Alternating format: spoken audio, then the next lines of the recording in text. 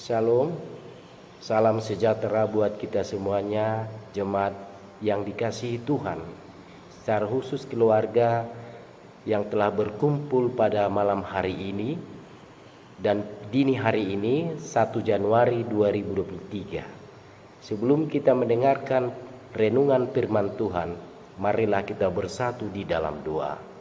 Kasih dan damai sejahtera dari Allah Bapa dan dari Tuhan Yesus Kristus yang menyertai kamu sekalian. Amin. Saudara-saudari yang terkasih, sebagai renungan ibadah keluarga pukul 00 yang diambil dari Pengkhotbah 3 ayat 11, demikian renungan firman Tuhan. Ia membuat segala sesuatu indah pada waktunya. Bahkan ia memberikan kekekalan dalam hati mereka. Tetapi manusia tidak dapat menyelami pekerjaan yang dilakukan Allah dari awal sampai akhir. Demikian firman Tuhan. Shalom bagi keluarga yang dicintai Tuhan. Mungkin pada malam hari ini kita telah berkumpul di rumah kita masing-masing untuk merenung dan berdoa bersyukur kepada Tuhan, karena kita dibolehkan untuk melampaui tahun yang lama dan menempuh tahun yang baru. Melalui renungan ini, keluarga yang dikasihi dalam nama Tuhan Yesus Kristus, di tahun baru 2023 ini, pengkhotbah ingin menekankan bahwa dalam kehidupan manusia akan ada waktu yang sulit yang Tuhan izinkan terjadi di dalam kehidupan kita. Kehidupan kita tidak selalu diisi dengan hari-hari yang menggembirakan, tetapi juga diisi oleh hari-hari yang menyedihkan. Nah, jika kita melihat kehidupan Tuhan Yesus sendiri pun tidak selalu diisi oleh hari-hari yang bahagia. Ada kalanya Tuhan Yesus pernah menangis, pernah marah, pernah dikhianati, pernah disangkal, dan juga pernah menderita hingga mati di kayu salib. Jadi ketika Tuhan Yesus saja harus mengalami waktu-waktu yang sulit di dalam kehidupannya, kita sebagai anak-anaknya juga tidak mungkin mengalami hidup yang lebih enak dan tanpa masalah. Tuhan Yesus berkata bahwa seorang hamba tidaklah lebih tinggi daripada tuannya. Jikalau mereka telah menganiaya aku, mereka juga akan menganiaya kamu. Bisa kita lihat Yohanes 15 ayat 20a. Oleh karena itu penting bagi kita sebagai perenungan di awal tahun ini, di pukul 00 yang kita tentukan dalam ibadah keluarga yang kita adakan, untuk merenung dan bersyukur kepada Tuhan. Tuhan selalu memberikan masalah kepada kita agar kita mampu berjalan sendiri. Kita memang membutuhkan Tuhan. Senantiasa dalam kehidupan kita, kita selalu ingin Tuhan dekat kepada kita. Yang kedua, saudara-saudara yang terkasih, jika tahun lalu kita sedang mengalami masa-masa sulit, ingatlah perkataan pengkhotbah yang mengatakan bahwa ia membuat segala sesuatu indah pada waktunya. Bahkan ia memberikan kekekalan dalam hati mereka. Tetapi manusia tidak dapat menyelami pekerjaan yang dilakukan Allah dari awal sampai akhir.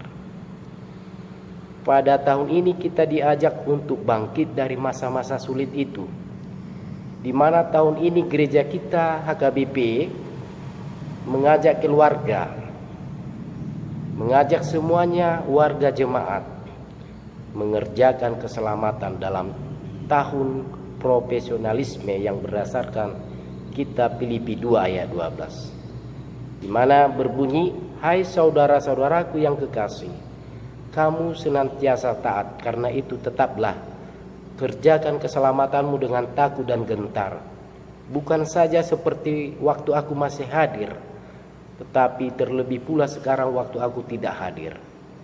Dalam tahun ini kita harus memperbaharui kehidupan kita seiring kehidupan yang tiap saat berubah. Tuhan selalu memberikan kesempatan dalam waktu yang baik. Kairos atau waktu yang baik itu pula kita harus terima dan melakukan pelayanan yang baik di tengah-tengah gereja, keluarga, sekolah, pekerjaan, dan lingkungan kita. Saudara-saudara yang terkasih, dalam waktu Kairos kita bangkit dari kemalasan untuk meraih harapan. Jangan menunggu dan menunda, karena Tuhan selalu memberikan waktu terbaik. Dengan ini tahun 2023 yang dianugerahkan Tuhan kepada kita, kita harus mampu menjadi sumber berkat dan sukacita, tidak hanya bagi kita namun juga bagi setiap orang untuk kemuliaan Tuhan. Yang ketiga, saudara-saudara yang terkasih, ada banyak hal yang membuat kita terkadang menjauh dari Tuhan. Saat sudah berdoa dengan sungguh-sungguh dan memohon kepada Tuhan agar diberkati dan diberikan jalan keluar untuk sebuah persoalan, tapi tetap saja setelah berdoa beberapa kali, terkadang kita belum juga mendapatkan apa jawaban dari Tuhan. Kejadian seperti ini banyak dialami oleh anak Tuhan, keluarga, dan siapapun dalam menjalani kehidupan pribadi dan kehidupan keluarganya. Kita seringkali tidak sadar dengan apa yang kita lakukan. Kita terlalu repot, suka protes kepada Tuhan, sementara apa yang kita lakukan belum apa-apanya di hadapan Tuhan. Padahal kita semua tahu bahwa setiap hal ada waktunya, baik pengalaman yang menyenangkan maupun yang tidak. Itulah yang dituliskan oleh pengkhotbah di dalam pasal 3 ayat 11 ini. Ini bukan hanya gambaran yang ada dalam hidup. Ini adalah gambaran yang diberikan Tuhan. Sebagian besar dari kita mengetahui bahwa Tuhan mengasihi Anda dan memiliki rencana yang indah untuk hidup Anda. Banyak orang berpikir kalau kitab ini adalah kitab pengkhotbah yang merupakan kitab yang murung, pesimis, karena dengan keterbatasan kemampuan yang terbatas, yaitu hanya hal yang ada di bawah matahari saja, yang terlihat saja ia lihat dalam hidupnya. Jadi melalui penafsiran orang kepada pengkhotbah, penemuannya murung dan pesimis. Tapi itu bukan pesan dari kitab ini. Tuhan inginkan kita memiliki sukacita, dan adalah rencananya untuk memberikan semua itu. Untuk segala sesuatu ada masanya. Untuk apapun di bawah langit ada waktunya. Ada untuk lahir, ada waktu untuk meninggal, ada waktu untuk menanam, ada waktu untuk mencabut yang ditanam. Ada waktu untuk membunuh, ada waktu untuk menyembuhkan. Ada waktu untuk merombak, ada waktu untuk membangun. Kalau setiap orang mengetahui bahwa suatu saat hidupnya akan mengalami banyak permasalahan, maka ia akan berkata lebih baik tidak lahir ke dunia ini. Tidak ada seorang pun yang minta dilahirkan dia ke dunia ini. Itu adalah sesuatu yang berada di luar kekuatan manusia. Tidak ada yang minta mati. Itu dilakukan Tuhan kepada kita dengan caranya sendiri. Inilah cara kita seharusnya memandang hal ini sebagai daftar yang Tuhan inginkan, yang harus kita lakukan. Jadi kalau ada waktu menanam, ada waktu menuai. Nah, disinilah setiap hal harus dilakukan pada waktunya. Jika Anda tidak melakukannya pada waktu yang tepat, Anda akan mengalami masalah. Cobalah menanam di musim panas saat tanah gersang dan tidak ada sumber air sama sekali. maka tanaman itu tidak akan tumbuh. Setengah dari kesulitan yang dialami dalam dunia ini adalah kita terus-menerus berusaha mengatur waktu menurut kemauan kita, tapi Tuhan sudah merencanakan waktunya. Padahal jauh di dalam lubuk hati kita sudah mengetahui bahwa setiap hal sudah ada waktunya. Saudara-saudara yang terkasih di dalam Kristus Yesus, dalam nats perenungan ibadah keluarga pukul 00 hari ini, Tuhan sudah punya rencana tersendiri kepada kita, yaitu rencana yang indah terhadap hidup kita.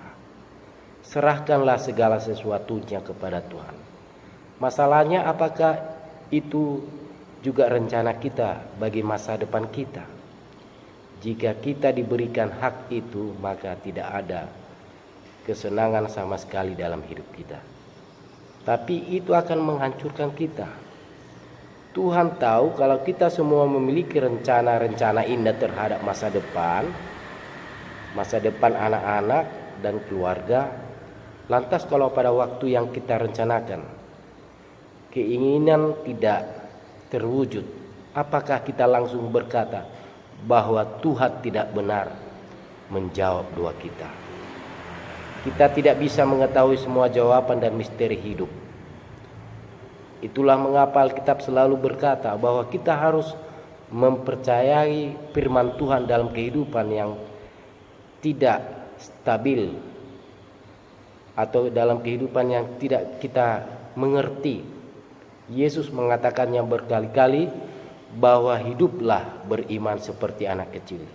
Sebab seorang anak kecil dalam tangan bapaknya tidak menyadari banyak hal yang sudah diketahui ayahnya. Tapi berdiam dalam tangan ayahnya, dia tetap tenang melihat misteri terungkap sewaktu dia bertumbuh. Percaya pada hikmat ayahnya, itulah hidup beriman. Dan itulah yang kita lakukan dalam pengalaman kita.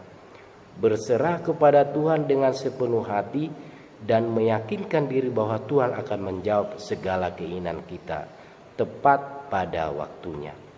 Tuhan hanya meminta kita hidup benar dan menjalankan perintahnya. Bersyukurlah senantiasa dan selalu berpengharapan kepada Tuhan lewat doa dan perbuatan baik kita. Amin. Kita berdoa. Kiranya Engkau Tuhan mampukan kami menjalani hidup kami di awal tahun ini sesuai dengan rencana yang Engkau rencanakan kepada kami, bahwa waktu yang ada pada kami adalah indah pada waktunya. Kami bisa berhikmat, mengatur, dan mau bekerja melakukan perintah-Mu. Arahkan kami Tuhan sebagai hamba-hamba yang setia, yang mau melakukan yang seturut dengan firman-Mu. Kiranya Engkau Tuhan senantiasa yang mendampingi hidup kami. Apapun yang kami kerjakan, Engkau berikan kekuatan, Engkau berikan kasih karunia, supaya kami mampu melakukan itu sesuai dengan kehendak-Mu. Di dalam nama anak-Mu Tuhan Yesus Kristus kami berdoa. Amin. Shalom, selamat tahun baru buat keluarga yang dicintai Tuhan. Amin.